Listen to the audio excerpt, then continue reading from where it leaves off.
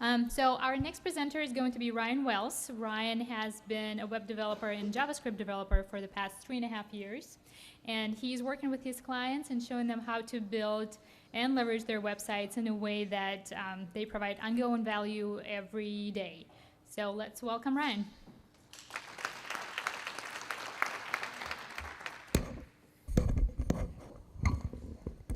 All right. Hello, and thank you all very much for attending my session. I hope that this is actually going to provide a lot of value to you.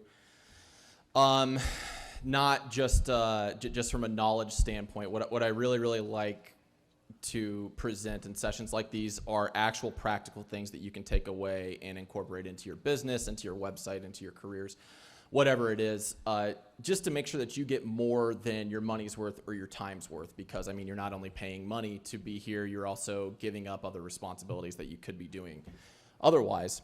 And I just really think it's important that when you attend a seminar or a conference like this, that you walk away with something that you're actually going to be able to put into practical use.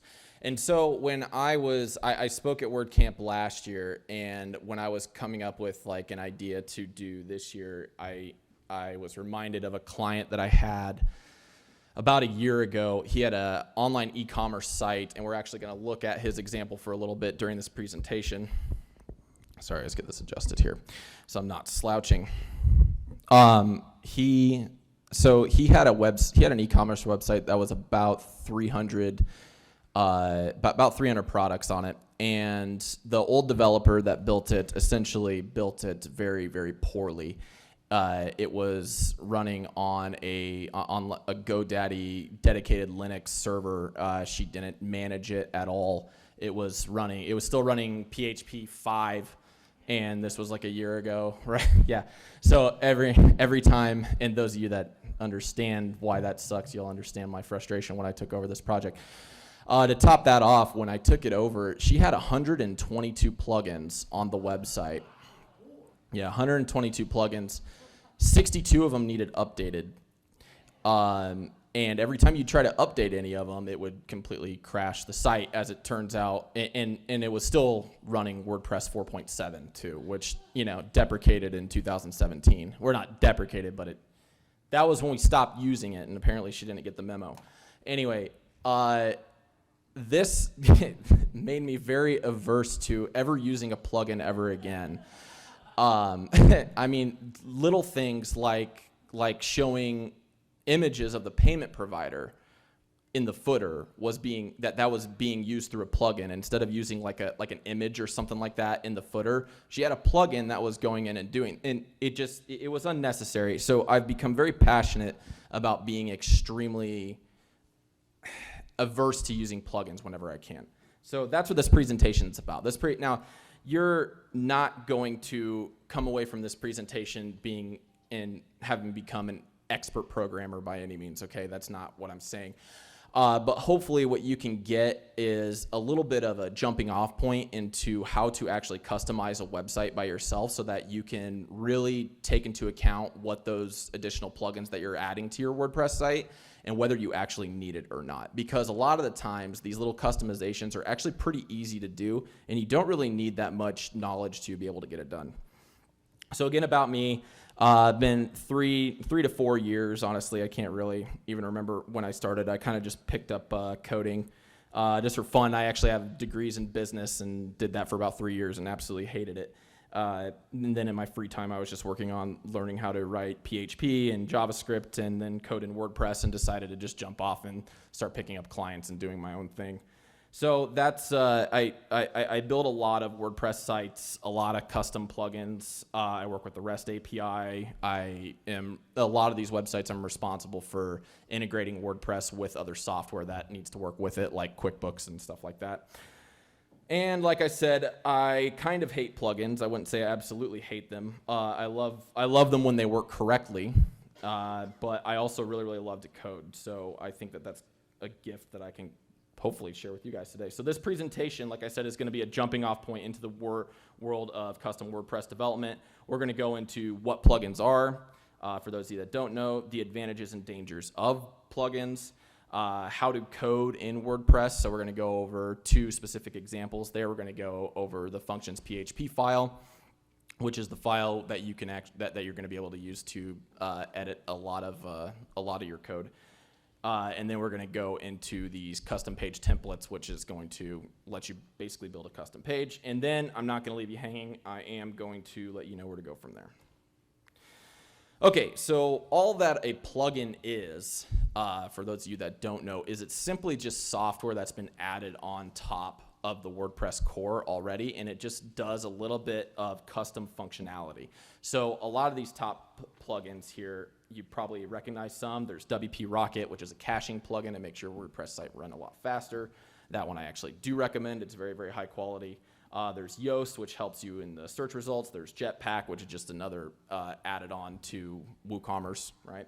Then WooCommerce, which I absolutely love. And then a lot of companies will have their own personal plugins that they use, like Stripe and MailChimp, et cetera, et cetera. So people love plugins because they usually require really little coding knowledge in order to use them. Usually it's kind of just a plug and play. Then it'll give you a nice little backdrop on your WordPress admin, and it'll show you what you need to, it'll just create basically a really easy user interface for you to be able to add these customization options, hopefully. Now, this can dramatically increase the capabilities of your WordPress site. For example, there's WooCommerce, which basically turns this blog that you have into an e-commerce site. Personally, I like using stuff like WooCommerce much better than something like Shopify. I don't really like Shopify that much, and all those just drag and drop, cut and paste website builders, they tend to be really clunky. They're not really that customizable, even though they kind of advertise it to be. And what I really don't like about them is that they basically convince people who have absolutely no website development experience that they can build a professional website in as little as like 5 minutes, which is complete crap. Thank you.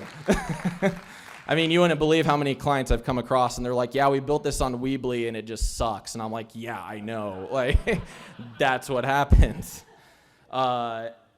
WordPress, the beauty of WordPress is that it's open source and it's built in a way that we can use stuff like plugins to seamlessly integrate with the core and to add these custom functionality onto the top of it. So that's why people love plugins and why people love WordPress for that matter.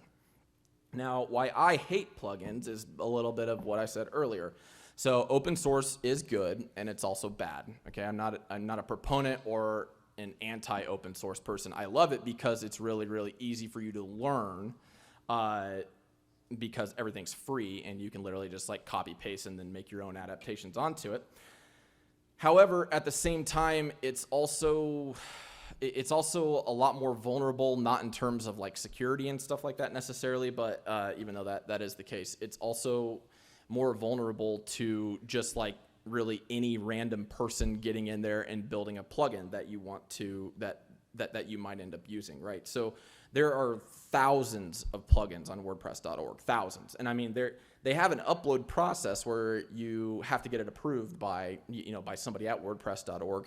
And that works for the most part, but sometimes it just doesn't. I mean, I can't tell you how many times, going back to my client site from before where they had 122 plugins, they had this shipping plugin that they'd been using for all their shipping estimates and everything like that, and passing that data to get a custom shipping price for their for whenever they would ship something out via WooCommerce.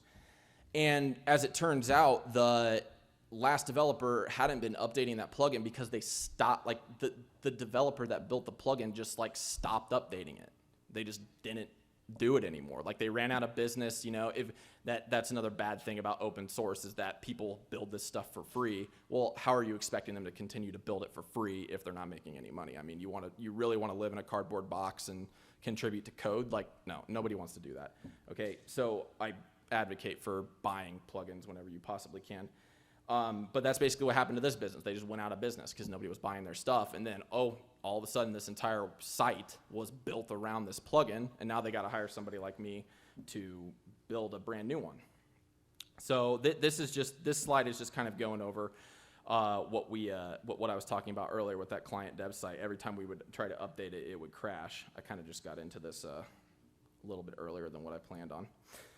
So the yeah, you like that? I thought that was really funny, so I wanted to include it.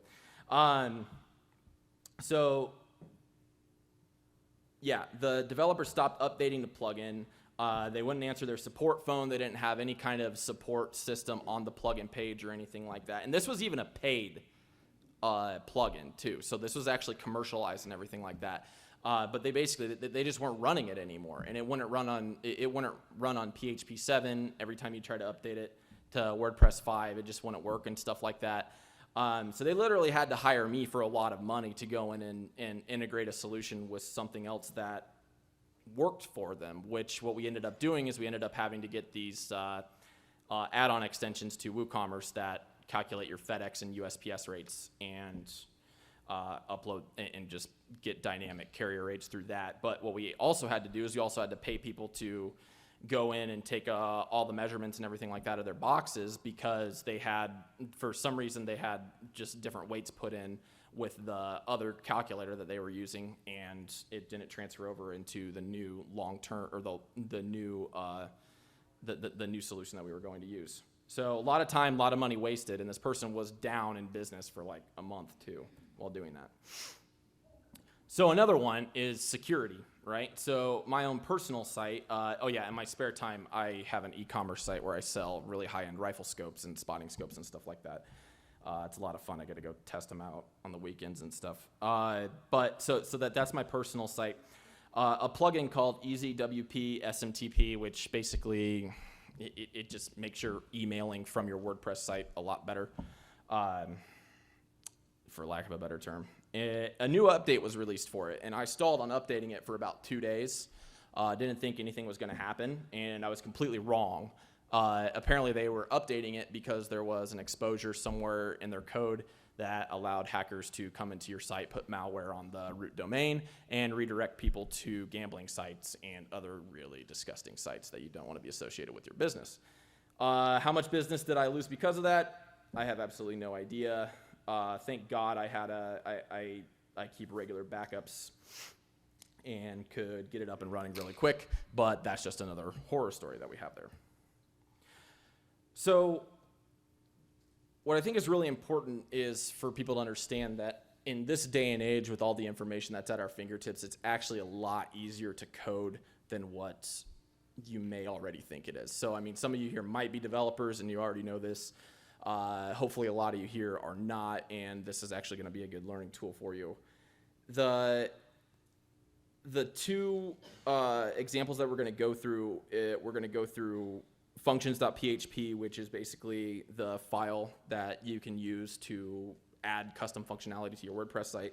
And then we're going to go over WordPress templates and the WordPress template hierarchy, which basically says, in this scenario, it's going to show you how to create your own custom page template so you can add your own custom code onto it. So in functions.php, or functions.php itself, it loads on the admin side and on all pages. And it actually loads right at the beginning of when WordPress is loading. So you can use it to define functions or filters, actions, anything that's going to alter the code. And we can use this to hook into an action or a filter hook. And this is going to allow you to edit WordPress without updating the core files. And this is going to allow you to change the website. So I wanted to come up with maybe a couple of examples of something that we might want to be able to do, like some kind of customization that we want to be able to do. And so what I thought would be good was let's say you have this product here, this WordCamp KC 2019 product, and you're like, oh, I really want to add like plus free shipping there at the edge of the at the into the pricing range so that everybody knows, like, oh, you get free shipping. I mean, you wouldn't believe how many customers you would lose just because you offer free shipping, but they don't see free shipping, so they think it's going to cost them like $10 or something like that to update it. Well, you could go with the plugin solution, which would be this WooCommerce extra price fields, which does pretty much exactly what we want it to do. As you can see here, it's got this juice pack selling for 50 pounds, right? That's it's pounds. and then it adds this little 1,000 milliliter onto the edge of it. As you can see on the back end, it has this price extra info where you can add that in. That's pretty cool, right?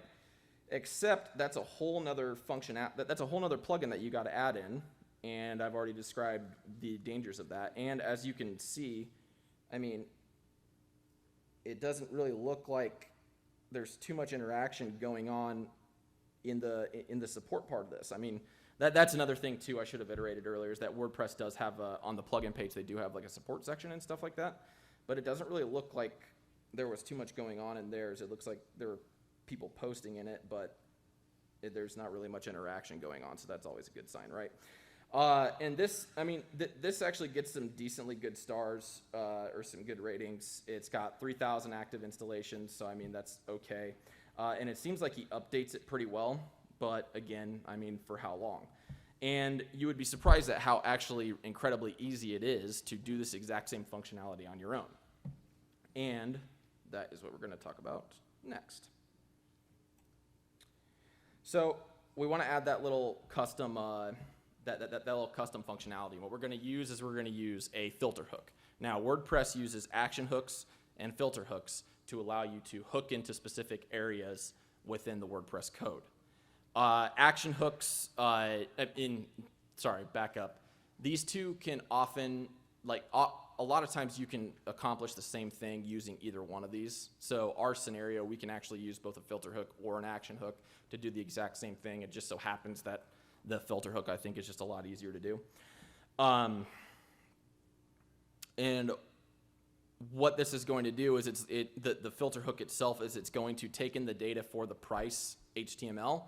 We're going to concatenate that onto the edge of it, and then we're going to return concatenate, and then we're going to return the remaining price HTML, which is going to basically give us the text that we were looking for. Okay, so whenever we want to do something like this, like whenever we're going to do any of this kind of customization, the first thing that you want to do is you want to find the hook that is being called. And we get to use our friends at extra price fields here to find that hook, actually. So we go to browse the code, the latest version, and this WooCommerce extra price fields.php. And it's actually, this is really simple code.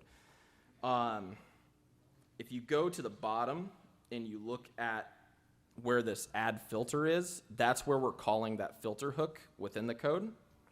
And this is the filter that we're using. So for the syntax for add filter is call the filter itself, then call the function that you're doing. And then these little numbers over here, just don't worry about those for our purposes.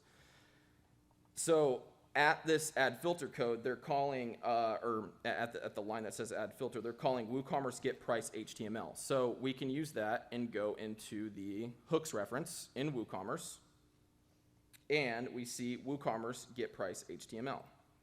Okay, so this looks like the filter that we're going to need. And then from there, all we have to do is go back into our code, which is in functions.php. And I've already written it out here, and I'm just going to go through what I did. And what we do is we create a new function. In this case, we're just going to call it change product price, because that's what we're doing.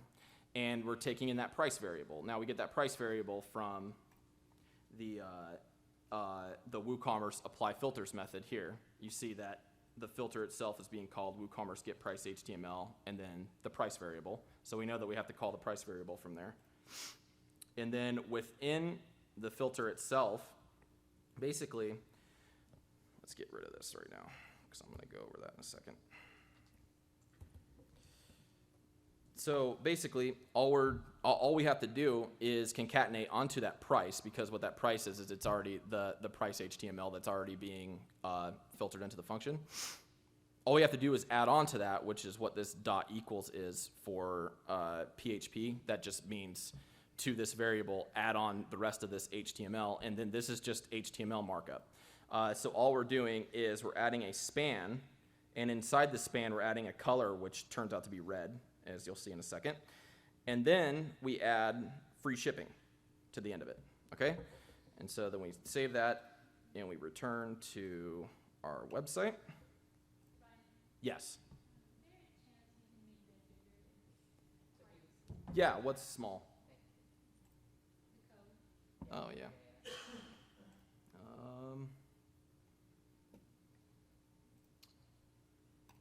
I don't know. Is it? There you go. That better? Okay. All right. Everybody good now? Yeah. Sorry about that. Okay. And after we did that, it added the plus free shipping right onto the end of it.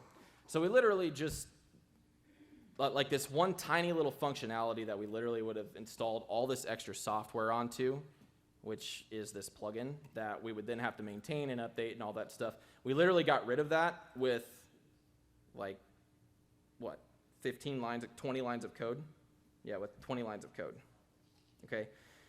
And now, if you're not really familiar with development or with PHP and stuff like that, that might have been really hard to follow along with, and I can completely understand. That being said, it's a lot easier to learn than what you think, and like I said, it's really easy to reference what you need to find out on literally with just a Google search anywhere.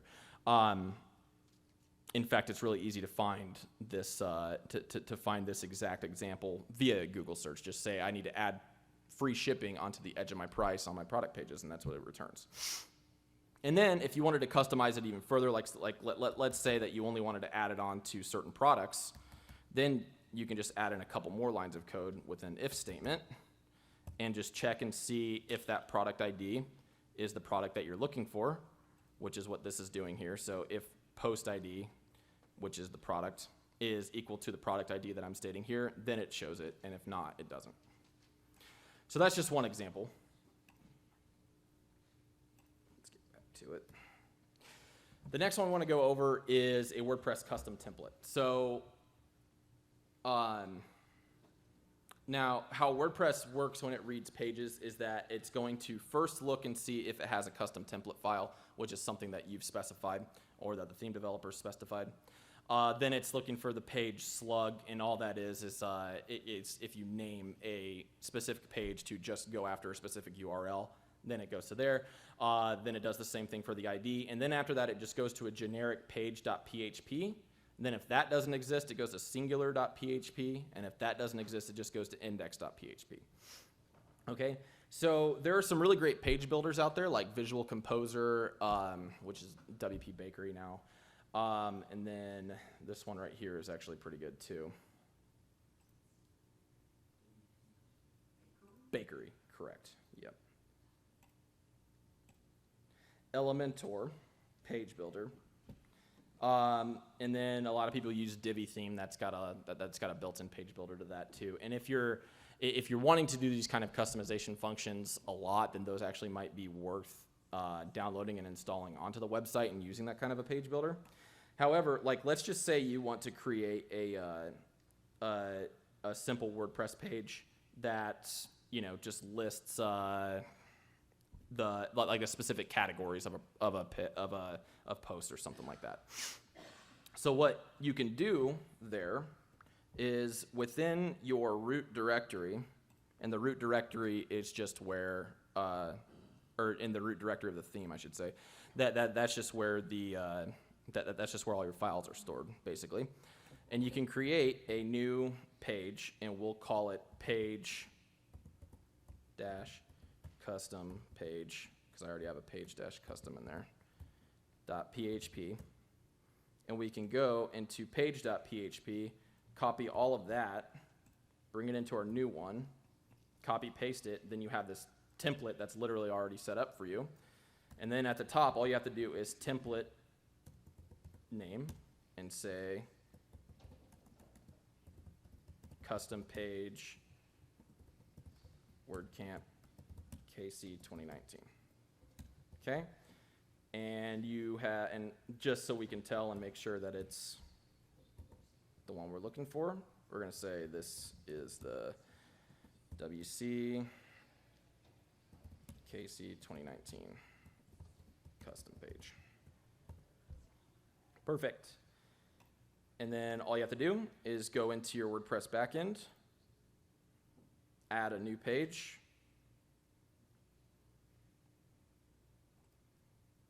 And go in and choose the page template, which is custom page WordCamp KC. So custom Ipsum, which is a spinoff of Lorem Ipsum. I know, I'm just trying to be funny, but I'm not really.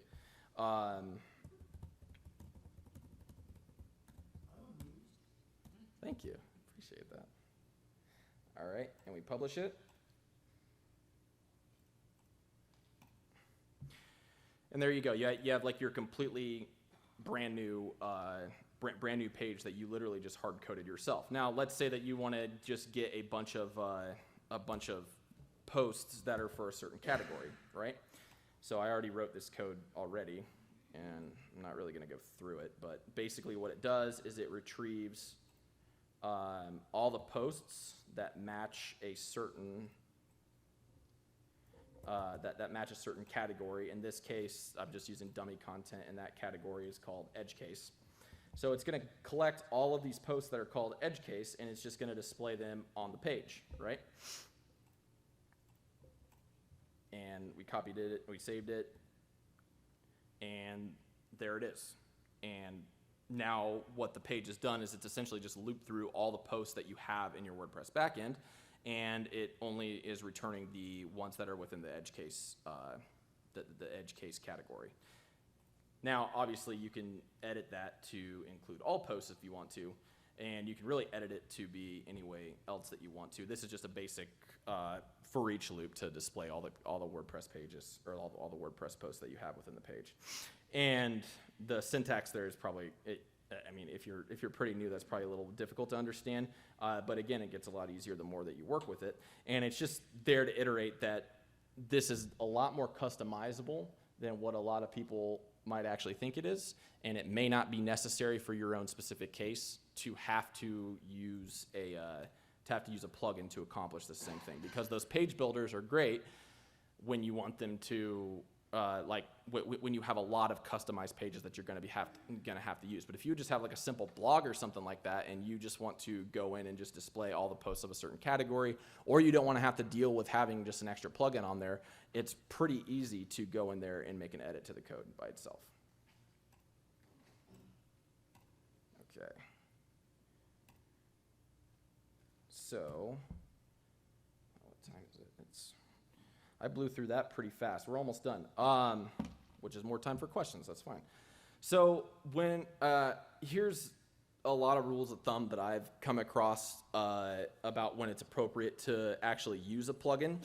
I mean, first off, obviously ask yourself, do you really, really need it? Like, is that functionality going to kill you if you don't have it? Do you really need to have like these little payment options in the bottom left-hand corner of every page? Or can you maybe get by with just putting a picture down there or something like that? If you determine that, yes, you absolutely do need this kind of functionality, and you don't think that you're going to be able to code this yourself, then the first place to check is like, see if Automatic, who is the company that runs WordPress.org and created WordPress, see if they have some kind of solution for it. Because if they've created a solution for it, then you can bet the farm that it's going to be very well maintained, and that you're going to get some pretty good support from it. Now, if that fails, then you're going to have to take a look at a commercial option. I highly recommend staying away from free, because people, like, as much as we would like to believe that people will work for free because they feel good about giving you stuff, that's true, but in the long term, it tends to not really work out that well. So you want to check and make sure that you can find a plugin that's made by a reputable company. If they have like a lot of good reviews, that's kind of hit or miss. I mean, anybody can get a good review anywhere. But see if maybe somebody else is recommending them. Browse that plugin page and see if they're interactive in their support section and stuff like that. That's usually a good sign. And then also see when the last time they updated it was. And then obviously you want to see if the plugin has a free trial. With that free trial, make sure that it comes with customer support so that you can actually test out what's going to happen if anything bad ends up happening to your website because of the plugin or anything like that. Are you going to be able to get somebody on the line, and are you going to be able to get it fixed pretty quick? And where to go from here? Some great places to go would be the WordPress Codex, which goes over everything. Like it has everything that I just went over within it. This is the example of the WordPress Codex. It's just everything you need to know about WordPress is in here. For non-developers, it can be a little dense. You might want to start off with like a blog or something like that. WordPress is also added in developer.wordpress.org. Which is a great place for you to be able to reference any specific functions that maybe you're running into, and it helps you figure out how to use them.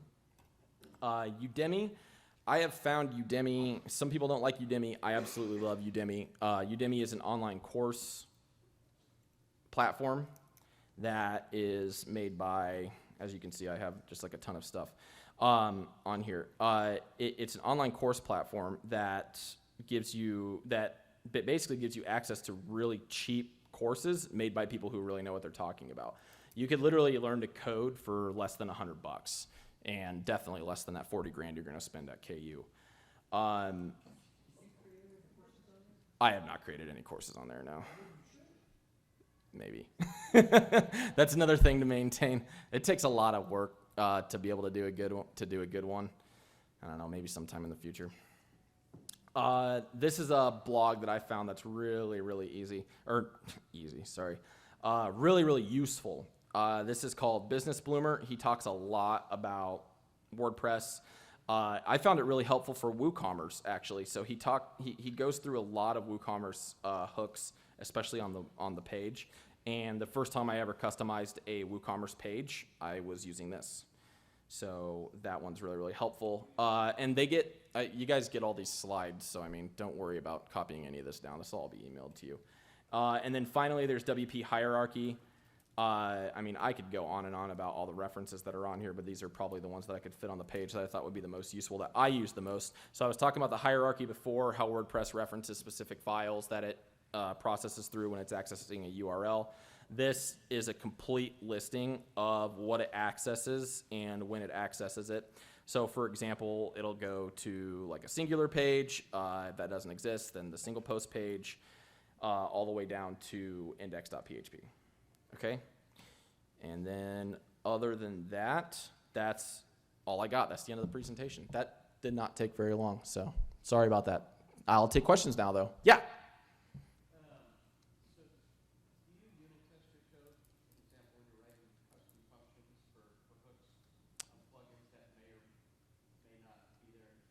Do I unit test it? Yeah. No, not really. Not right now. I don't really work in, most of my stuff's just done by myself. And yeah, I don't know. I just haven't found the need for that yet. But so no, I don't. Yeah. No, you. There. Once you make those, I'm not sure. Yeah, that's okay. So once you make those changes, what happens when you update WordPress or a theme or something that you've made custom changes to? Yeah, good question. So you'll want to, whenever WordPress releases an update, you want to go in and you want to see what the changes they made were to the update. And then you want to see if whatever function you're accessing or whatever action that you're accessing has been edited in any way. And if it has, then you need to see what specifically about that changed and what you're going to, and if you need to change anything about your code. 9 times out of 10, it's not. Most of the updates that they're making aren't going to make that much of a difference. Sometimes it does, though. Like when they deployed WordPress 5 and now Gutenberg was all over the place, that obviously changed a lot of things. But for the most part, when it goes from like 5.1 to 5.1.2, I mean, usually there's just like some very small changes within the core that's being changed in there, and you just need to make sure that none of those functions that you have called are being edited in any way. So you could go ahead and update. Yeah. If you have determined that nothing affects the code that you made, Yes. then you can go ahead and update and you shouldn't have a problem. Yeah, and backup. Yeah, backup.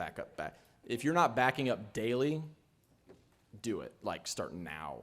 Like don't finish this presentation. Go start it now. Like if you're not backing up daily, at least.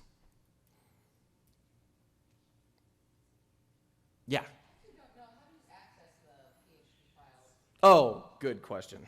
So it depends on who's hosting your account. Yeah. So if they have a cPanel, first off, go to their WordPress, go to their support, ask them if they have cPanel. If they have cPanel, then they'll probably have File Manager. And this is a really good question. So I'm just going to remember that you asked this, and I'm going to send a follow-up email to that. And I can't believe I didn't add it in here. I'm sorry.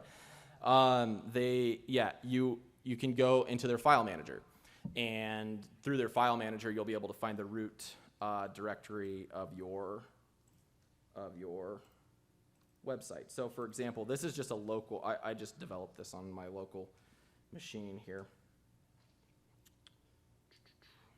What is the URL practice? I got so many in here, man. Okay, so for instance, this is my root directory, right? The functions.php file, and this is the root directory for any WordPress website. The functions.php file is in this WP content, themes, then whatever theme you're in. So I'm in storefront, then down here in functions. So you go to your root file, WP content. Within that, there's a themes folder where all the themes for your file is going to be. And you find your theme, and then within that, there's the specific functions PHP file for your theme.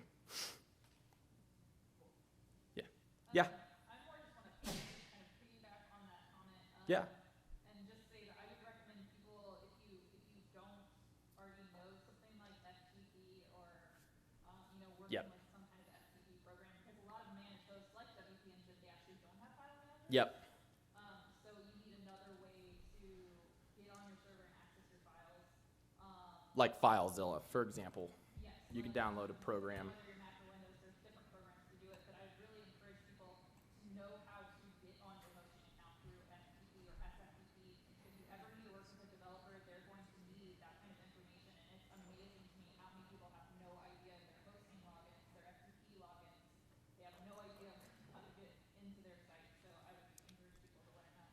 Yeah, and to go off of that, so FTP is file transfer protocol. So it's just how you can upload and download files from your live website, and you can use a tool like FileZilla here. And this is another thing I guess I'll link to in the email that I follow up from here. Zilla, yep. And you can use this to within your hosting provider. You have to set up FTP credentials. And from there, you can log into your WordPress backend. So like, for example, we'll just go into one of my sites here. And it'll give you all the files that are on your site right there. And you can log into the backend and get into your specific website files. And then all of a sudden, you're back into what it was looking like here. Oops. With the WP admin, WP content, WP includes, and you perform the same process.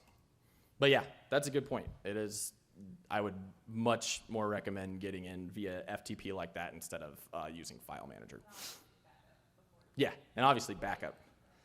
Backup constantly. Don't ever stop backing up. Yeah. I've been finding myself doing a lot of customization to WooCommerce. Uh-huh. And generally what I do is just make duplicate the template folder and put it elsewhere, nothing.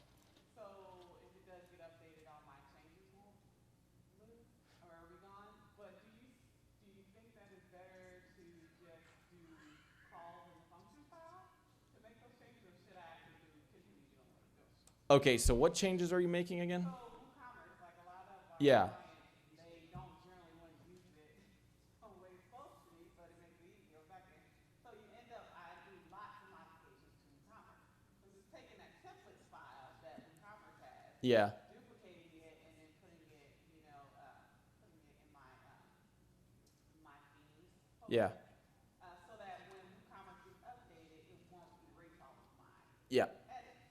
So I'm asking you, do you think that, it's better to just do calls in the function file, like filters or should I keep doing it the way that I've been doing it? Well, are you using a child theme?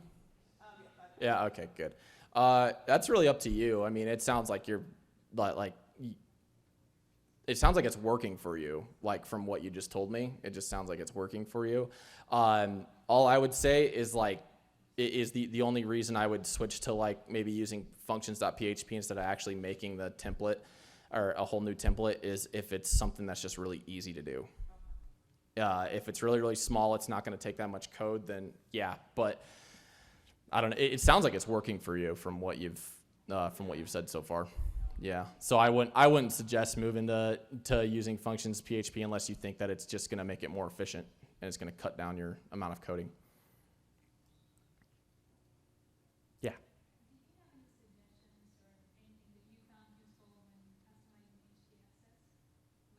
Messing up and moving WordPress? No, I don't really mess around with HTAccess. Yeah.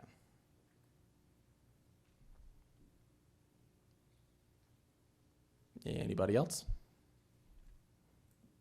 All right. Thank you very much for your time.